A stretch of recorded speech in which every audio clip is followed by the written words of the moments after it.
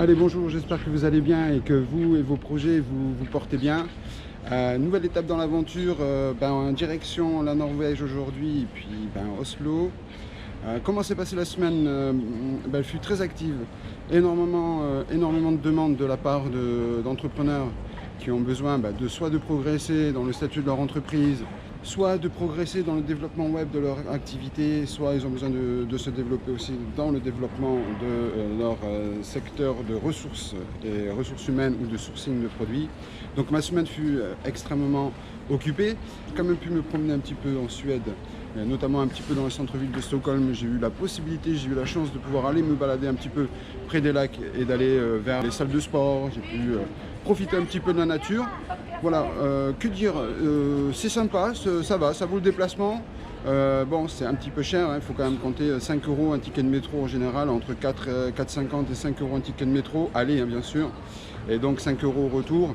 Voilà, en attendant, je vais un petit peu vite parce que c'est le lancement du vlog épisode numéro 5.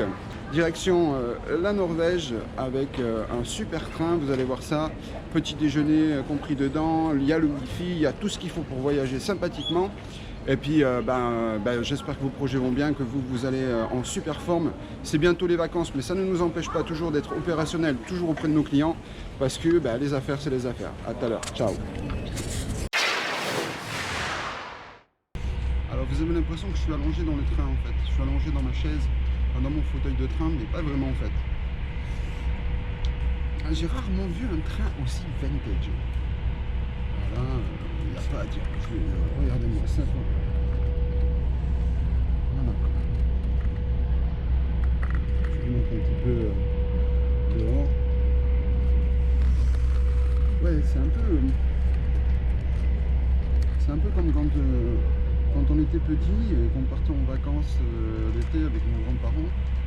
Pour ceux qui commencent à avoir un certain âge, comme moi. On prenait ces trains-là, parce que moi je suis un peu originaire, je suis plutôt un français Frenchy du sud, particulièrement plutôt né du côté de Bordeaux. Et quand on était petit, les vacances du prolétaire, quand tu es bordelais, c'est plutôt de partir, prolétaire ou bourgeois, il n'y a pas de souci de toute façon, mais plutôt de partir dans le bassin d'Arcachon. Bizarrement, ça me rappelle un peu cette époque-là. C'est-à-dire la fin des années 70, début des années 80 quoi. Donc il y a un petit goût de vintage quand même sur la Suède, J'avoue que pour le coup c'est vrai que Ikea est un spécialiste de construction de meubles. On s'imagine que tout le monde a des super décos ultra tendance, le côté scandinave, vous savez, les meubles, l'aspect scandinave. Je me doute que c'est fait pour durer, parce que quand je vois le train, effectivement c'est fait pour durer, et en plus ils l'amortissent quoi. Donc bon, je vous ai pas montré mon petit déjeuner parce que je ne vais pas commencer à vous montrer ce que je mange, mais dans la location de mon billet, lorsque j'avais pris mon billet en ligne, quand je l'ai acheté, j'avais droit à un petit déjeuner vegan, non je pense pas, mais végétarien. Donc en fait il n'y avait que du fromage, du yaourt, et enfin voilà, donc en gros j'ai pas mangé. J'ai pris un petit café vite fait, mais voilà. Et alors en plus, ce qui est assez impressionnant, alors je sais, ce vlog c'est pas vraiment pour trouver les points négatifs des pays, et c'est plutôt pour vous encourager à partir en tour du monde, ou du moins à déjà tenter le pas avant d'aller en tour du monde, déjà de tenter le pas d'expérience à l'international et de pouvoir en vivre. Disons que le colocataire chez qui j'étais cette semaine, on a discuté une grosse partie de la soirée. Je me suis plutôt couché aux environs de 2h30 pour me lever à 5h30. De toute façon, on s'en fout de mon teint, s'il est blafard ou pas. Donc ouais, mais je suis plutôt là pour vous aider à franchir ce cap, à vous dire, écoutez, stop aux croyances limitantes, et allez-y, avancez, faites-vous du bien, prenez des risques. Alors oui, moi je suis, vous savez, comme on dit des Français, on est un petit peu des râleurs. Alors j'ai envie de râler, j'ai envie de vous dire, voilà, ça sentait le pipi dans l'ascenseur du métro.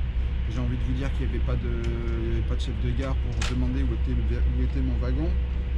Donc pour moi, je me suis dit dans la logique, j'ai vu les premières classes au début. Et bon, moi, comme j'étais en wagon 5, on sent le mec qui a fait les maths. J'ai compté les wagons, 1, 2, 3, 4, 5. Donc j'étais jusqu'au dernier wagon. Je me suis dit, bon, ben, je suis au dernier wagon. Et puis là, il a fallu monter les bagages, c'est 4 étages, 4 marches. Et après, il faut ranger le bagage. Et puis je me prends une place. Je m'installe parce que je vois qu'il y avait quelqu'un qui était à la place numéro 4 qui était la mienne. Et puis ben, finalement, c'était pas mon wagon. Donc j'ai mes bagages qui sont donc 4 wagons plus loin parce qu'en fait le wagon 5 est au tout début du train. Donc vraiment super. Il n'y a pas à dire, il y a des questions de logique dans les pays. C'est pour ça que moi je trouve ça intéressant de voyager quand même. Parce que nous sinon on croirait qu'on vit tous de la même façon, hein, puisqu'on nous parle tout le temps de globalisation mondiale. Hein, on nous parle de tout ce stéréotype. C'est vrai qu'à Stockholm, si tu aimes les Burger King, si tu aimes McDonald's, les Starbucks, bah, ça peut être une bonne destination pour toi. Moi, je ne dis pas que je prends pas un Starbucks de temps en temps, mais c'est pas un argument pour me motiver à m'installer dans un pays. Donc voilà, donc là je suis toujours je suis dans mon train, hein, mon vintage train. Je suis dans un train vintage. Là, je pense que ça va être le titre de la vidéo. Ah, découvre mon tour du monde et je suis dans un train vintage en direction de Oslo.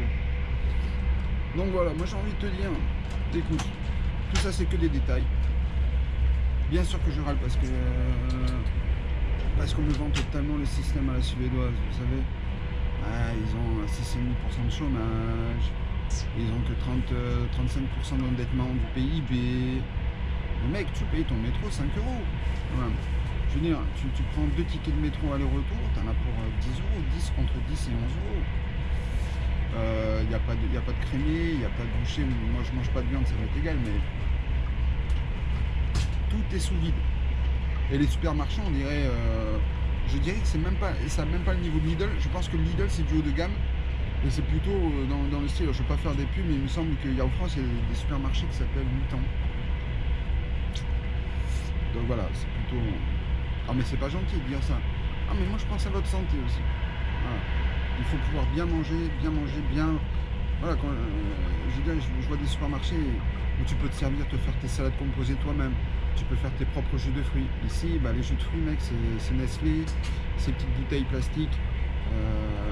Alors, c'est des champions pour nous donner des leçons, moi je trouve. C'est des champions pour nous expliquer comment on ramasse les déchets dans la forêt. Mais si tu es abonné à mon Instagram, tu as dû voir les stories, tu as dû voir à peu près les stocks de cigarettes que j'ai trouvés sur les bons publics, qui étaient jetés par terre, etc. etc. Donc, bon, la Suède c'est bien, je pense. Au mois de juillet, parce qu'au moins il fait beau. Et ben, hier il faisait encore 26 degrés. Et que dans la semaine j'ai été me promener autour des lacs, parce que ben, je pense qu'en Suède ils font beaucoup de sport. Ils aiment beaucoup tout ce qu'est la voile. Donc c'était sympa quand même, c'était bien. C'est vrai que moi je suis un mec, j'habite toujours en Asie, donc quand tu habites à Singapour, Hong Kong, ou Tokyo, ou Séoul, ou même en Australie à Melbourne, hein, ou Sydney, tout le temps ça bouge. Là, tu veux des transports en commun, machin, etc. Bref, allez, je vais vous laisser, on est dans le train, toujours direction Oslo. Hop, ça y est, on est arrivé à Oslo. Bon, ben j'avoue que le voyage était un peu éreintant quand même. Hein. Et je veux dire qu'un train à l'ancienne, les mecs, enfin, messieurs, dames, un train à l'ancienne, années 70, années 60-50, c'est vintage. Franchement, c'est pas tout le monde qui... Regardez, j'ai presque l'impression d'être en train de tourner un film en fait. J'ai l'impression d'être dans un scénario, dans une pellicule. Et je sais pas, je vais paraître dans la nouvelle série, dans le dernier épisode de je ne sais quelle série de chez Netflix, quoi. Bah voilà, hein, on y est. Hein. On est à Oslo.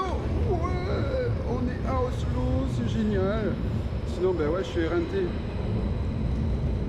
Et ben j'y vais. Hein. Je vous montre ça. On se retrouve dans quelques minutes, dans quelques secondes. Allez. Et ben voilà, retour, ça y est, je suis bien installé. Alors c'est incomparable avec, c'est absolument incomparable avec la Suède. De suite, on sent qu'on est dans un autre pays. c'est pas mal la Suède, c'est bien, j'ai pas dit que la Suède c'était pas bien. Mais ils sont peut-être un peu trop vintage, un peu trop bohème, je pense. J'ai l'impression qu'ils vivent sur leurs acquis des années 70, les tendances, une époque où la Suède était très tendance culturellement. Une époque où ils étaient très tendance aussi architecturalement, artistiquement. Donc voilà, j'ai l'impression qu'ils surfent un petit peu trop sur cette tendance-là.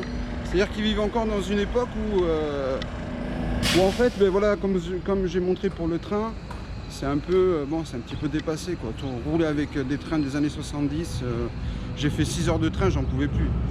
Ça m'a rappelé l'époque où j'étais étudiant à Toulouse et où on partait en train depuis Bayonne et on mettait 5 heures ou presque 6 heures pour aller jusqu'à Toulouse en train, quoi.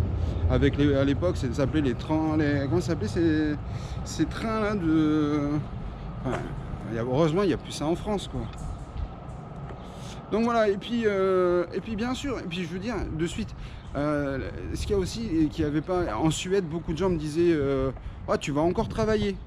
Tu travailles, mais à quelle heure tu finis? Ben je sais pas, j'ai du travail, je dois répondre à des sollicitations de clients qui ont besoin que je les aide, que je les accompagne. J'ai des entretiens qui se calent des fois au dernier moment. Parce que bon, je suis quelqu'un, comme je travaille en Asie, j'ai une approche un petit peu asiatique aussi. C'est-à-dire que la différence qu'il y a entre un petit peu l'Asie et l'Europe, et notamment la France, quand vous travaillez, c'est quand vous recevez des emails. En France, on a tendance à, avant de répondre, à récolter d'abord toutes les données, puis on répond. Alors des fois, ça peut prendre 2 jours, 3 jours, 4 jours avant d'avoir une réponse sur un email. Quand vous êtes en Asie, en général, la réponse, elle est quelques dizaines de minutes après votre envoi d'email, mais maximum sous 6, 12 heures, 24 heures maximum, vous avez votre réponse. Et quand vous êtes capable d'accumuler les deux techniques, que vous êtes capable de rassembler des documents rapidement et puis de répondre rapidement, parce que voilà, je veux dire, quand quelqu'un a besoin, pose une question, moi je l'ai vu aussi des fois en France, vous recevez un email, des fois ça prend une semaine. Ah, c'est quand même une nouvelle technologie. Je veux dire, si vous envoyez un email une semaine après qu'on vous ait posé une question, autant qu'on vous appelle par téléphone. Au moins, on sait si vous pouvez nous amener une réponse ou on ne sait pas si vous pouvez nous amener. On sait si vous pouvez ou ne pouvez pas nous amener une réponse. Donc, je pense qu'en France, il y a des fois quand même les emails, c'est un peu. Tu te demandes si, en fait, si c'est pas la Poste qui va lui livrer un télégramme. Donc moi j'ai un petit peu cette approche-là. Du coup, ça fait que si j'ai des contacts professionnels, même s'ils me contactent, il est 23 h ou 1 h du matin, ma priorité c'est mon job, c'est mon travail, c'est mon savoir-faire, voilà, c'est mon côté intervenant, quoi. Et donc là, dans l'appartement où je suis arrivé, qui est vraiment magnifique, je vous ferai faire le tour. De toute façon, je ferai ça dans un petit bout de vidéo ou dans le vlog d'aujourd'hui ou pour quelque chose dans la semaine qui va arriver. Directement, les gens ils m'ont dit oh machin, vous avez un bureau pour travailler. Est-ce que vous travaillez? Et je leur dis ouais, j'ai besoin de travailler justement. Mais vous travaillez beaucoup ou vous travaillez pas beaucoup? Et je leur ai dit oui, j'ai des choses à faire puisque dans la semaine, en fait, je vais pas rester toute la semaine à Oslo. Je dois partir aux environs de jeudi. Donc c'est un petit peu encore la surprise sur la destination où je vais, mais oui, jeudi, à partir de jeudi, je ressors de la Norvège, hein, je pars d'Oslo jeudi, quoi. Et donc voilà, de suite, j'ai dit oui, je travaille. Ah d'accord, mais très bien, vous avez le Wi-Fi, j'ai la rallonge. Et de suite, on sent qu'on est dans un pays, quand on m'a dit oui, tu vas voir, la Norvège, c'est hyper cher, mais les salaires sont super élevés. Mais de suite, on sent quand même qu'il y a une forme de conscience professionnelle directe. Vous travaillez, si tu leur dis tu travailles beaucoup, en Suède j'avais l'impression que ouais, tu loupes ta vie, quoi. Qu'est-ce que tu fais à toujours travailler? C'est pour ça que moi j'aime bien Hong Kong et je sens que je vais bien aimer la Norvège. Je sens que je vais bien aimer Oslo. Oslo, ça n'a rien à voir avec Stockholm. Vraiment rien à voir avec Stockholm. On sent que, voilà, on comprend pourquoi il y a du level, il y a du niveau. Allez, je coupe pour ce moment sur cette partie de vlog. Je vais aller à l'abordage de la ville et je vous montre ça rapidement. Je me reconnecte pour faire la suite de la vidéo. Ciao. Oui, alors ça, je voulais vous montrer absolument ça parce qu'en fait, ce sont alors Je voulais vous montrer ça parce qu'en fait ce sont des conteneurs en fait, vous savez les conteneurs qu'on met sur les bateaux sur vous savez les gros bateaux de transport de marchandises, et ce sont des vieux conteneurs en fait qui sont recyclés. Et Oslo est une des villes où là, ils ont pour particularité en fait de recycler, ils ont la particularité de recycler ces conteneurs et d'en faire des appartements. Donc là on a un appartement, en fait on a une série d'appartements qui est recouverte de bois après pour donner une finition un petit peu plus nature, qui se mêle bien dans le paysage urbain. Mais c'est quelque chose qui est une spécificité d'Oslo. Aussi, il faut savoir qu'à Oslo, et notamment en Norvège, une voiture sur deux qui a été achetée en 2018 est une voiture électrique. Donc si vous suivez mon Instagram, vous avez pu voir, si vous allez dans mes stories, vous avez pu voir que je vous montrais des prises électriques de branchement pour connecter sa voiture, pour charger très facilement sa voiture. Donc voilà, regardez un peu ce que ça donne. Je vous montre ça. Alors hein, c'est un peu... J'attends toujours mon cadreur, il devait me rejoindre pour le tour du monde, mais bon, on ne sait pas où il est le cadreur pour l'instant. Donc c'est moi qui m'occupe de la technique. Je vous montre ça, quoi. Donc voilà, vous voyez, ce sont des conteneurs en fait. Ce sont des conteneurs qui sont posés vous voyez, en longueur, et ça fait des appartements en fait. Voilà. Et chacun a son appartement. Et comme ça, ils recyclent des mètres carrés. Et ça fait des logements à coût réduit. Et voilà, c'est équipé, c'est climatisé, c'est chauffé. Voilà. C'est vraiment, de toute façon, Oslo, c'est vraiment, et notamment la Norvège, c'est un pays qui mise énormément sur le futur et l'avenir. Voilà, hop. Allez, on passe à la suite. Allez, bonjour, j'espère que vous allez bien, que vos projets se portent à merveille. Nous sommes toujours à Oslo pour découvrir si la Norvège est un pays, un worker-friendly country.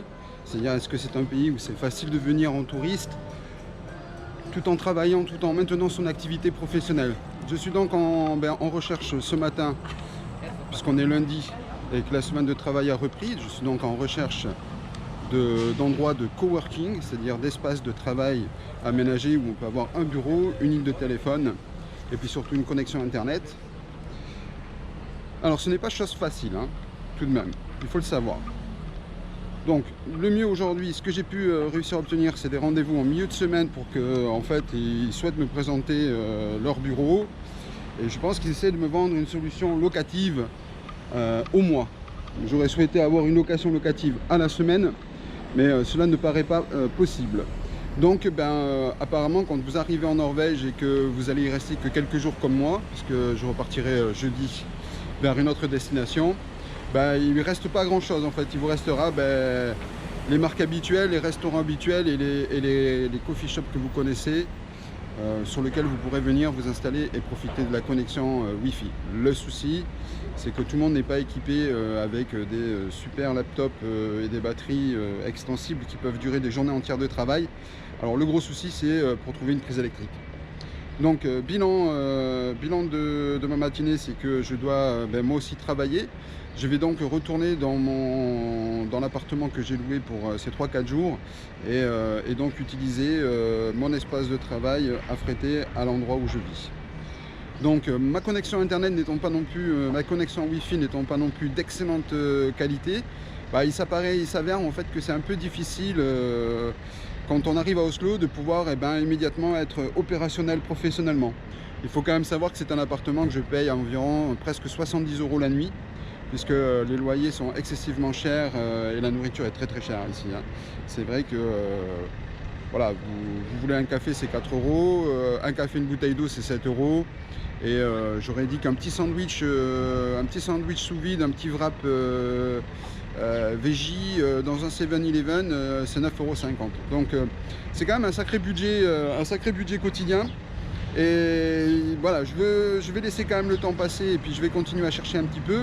Mais je pense que voilà, vous venez en Norvège, vous venez pour vous reposer, faire du shopping, vous promener un petit peu, vous balader, et le travail, vous essayez de venir quand vous n'avez pas trop d'activité et que vous ne devez pas être impérativement constamment connecté, puisqu'il y a quand même une grosse différence avec d'autres pays scandinaves que j'ai pu visiter.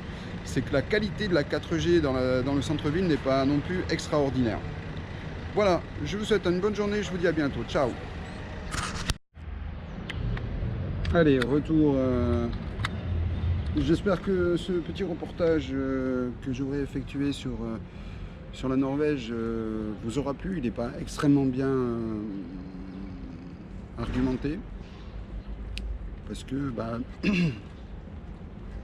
en fait, le but du Globe Worker, c'est d'arriver dans un pays que ce soit le plus simple pour lui. Je vais prendre l'exemple de la Suède la semaine dernière. Je suis arrivé, je me suis mis sur Google, j'ai cherché coworking, espace de coworking, coworking coffee, et j'avais directement le premier coworking à quelques minutes à pied et en taxi. Là, je vois que sur le référencement sur Google, il n'y a pas grand chose qui sort. Donc voilà, le but aussi c'est que ce soit le plus simple possible. C'est-à-dire vous êtes un voyageur, vous travaillez, s'il faut que vous vous y preniez à chaque fois une semaine à l'avance pour vérifier s'il y a des avions, ou s'il y a des bateaux, ou s'il y a des trains, ou s'il y a des bus, etc. C'est pas l'intérêt en fait. C'est pas, pour moi, c'est pas un pays qui est concrètement Globe Worker friendly. Exactement. Donc pour moi, à l'heure d'aujourd'hui, à l'issue de ce premier mois de voyage dans lequel on a vu l'Estonie, on a vu la Finlande, on a vu la Suède et aujourd'hui on voit la Norvège pour 3-4 jours seulement, et je pense que c'est grandement suffisant en tout cas de mon avis personnel, parce que je pense qu'en fin de semaine je vais partir un petit peu sur l'Europe du Sud avant de franchir l'Atlantique et d'aller à la conquête de l'Amérique. Donc pour moi, à l'heure d'aujourd'hui, le pays dans lequel on mange le mieux, dans lequel on se loge pas trop cher, dans lequel il y a une approche aussi qui est, que ce soit chez vous ou en espace de coworking, où la qualité de l'internet est bonne, aujourd'hui mon top country, mon top pays pour moi, en tout cas c'est l'Estonie et Tallinn. Et c'est prouvé, que ce soit les paiements électroniques, la création de l'e-passeport, la possibilité d'avoir son activité à l'international tout en étant un irrésident estonien, m'amène à vous dire qu'aujourd'hui, des pays comme l'Estonie sont beaucoup plus à même de vous accueillir sporadiquement, temporairement, quand vous en avez besoin, pour vous détendre. Parce que c'est vrai que quand on travaille dans le web, quand on travaille dans les secteurs de technologie, la sécurisation de paiement, le développement d'applications, on a souvent des périodes de travail qui peuvent être consistantes, et après on a des périodes des moments après de notre activité professionnelle où on est beaucoup moins sollicité. Donc on doit pouvoir en quelques minutes, en quelques heures décider, je m'en vais faire un tour par là et j'amène mon ordi portable avec moi, et si je reçois des messages ou si j'ai des correctifs à amener ou si j'ai des nouveaux clients avec qui discuter, je peux très facilement le faire en quelques minutes. Donc voilà, ne soyez pas déçus pour ceux qui sont fans de la Suède, ou pour ceux qui sont fans de la Finlande, ou pour ceux qui sont fans de la Norvège. Ce sont des bons pays où il fait bon vivre. Effectivement, en Norvège, on a très facilement accès à des trottinettes électriques, à des vélos. C'est vrai que voilà, il y a beaucoup de voitures qui sont électriques. Là, par exemple, il n'y en a pas beaucoup, hein. On entend beaucoup de moteurs qui passent. Voilà, je profite juste pour vous montrer un petit peu la vue de la rue dans laquelle je suis. J'ose pas vous montrer ce que j'ai acheté à manger parce que voilà, pour moi je viens de dépenser 8 € et concrètement si Jean-Pierre Coff était encore de ce monde, il dirait mais c'est que de la merde, et je suis assez d'accord avec lui. Donc pareil, même créneau qu'en Suède, toute la bouffe est sous vide et à des prix astronomiques. La différence avec la Suède, c'est qu'on était à 12% de TVA et qu'en Norvège on est à plus de 20% de TVA. Donc bon, c'est normal. Moi je dis qu'à un moment, c'est vrai que si en France on se mettait à faire payer les gens 5 € un ticket de métro et puis 2,50 € un bout de pain et 1,40 € une bouteille d'eau, c'est sûr que voilà, de suite la TVA ramènerait plus d'argent dans les caisses de l'État. On serait peut-être moins obligé d'emprunter sur les places de marché. Allez, je vous montre vite fait, je vais vous montrer le petit quartier dans lequel je suis. Je vous fais un gros pouce bleu, n'hésitez pas à les pouces bleus parce qu'il faut nous encourager, hein. C'est pas parce qu'il n'y a pas encore beaucoup de gens qui regardent nos vidéos qu'on n'est pas motivé pour vous faire du bon contenu. Et je vous laisse profiter. Et puis je vous dis à bientôt, à bientôt. Donc là voilà, profitez. Allez, ciao.